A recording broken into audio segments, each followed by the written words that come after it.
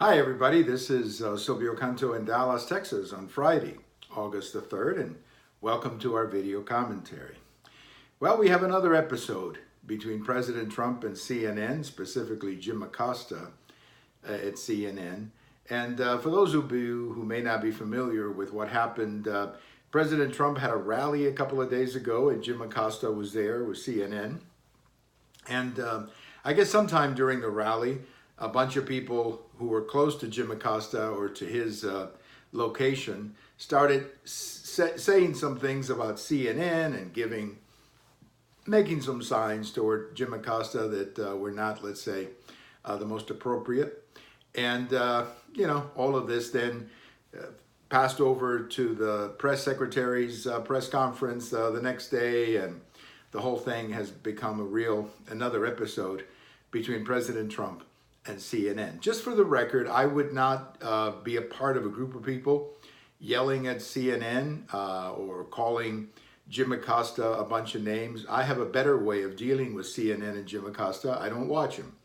I'm one of many, many people, millions of people, who do not watch CNN. And if you look at their ratings, there are not a lot of people watching them.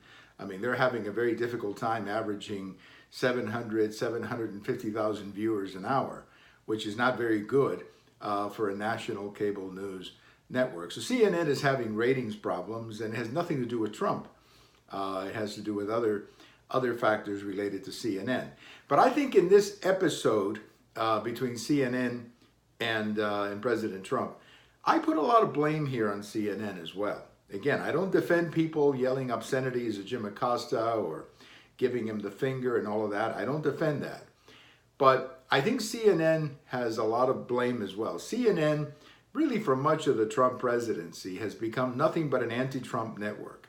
And if you follow the station, and I simply cannot watch it anymore because all they do is 24 hours, 7 days a week, is they have one panel after another talking about Trump in a negative light. And they're not being very balanced, if you will, in how they report about President Trump. So a lot of people have simply tuned out CNN.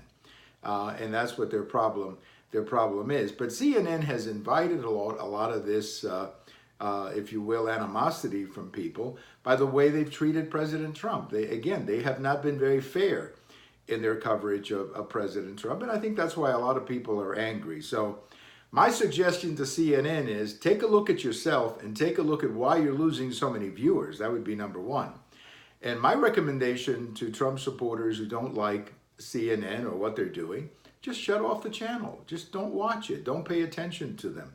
The reality is not that many people are watching CNN, as I said before. It's really not that much of a factor.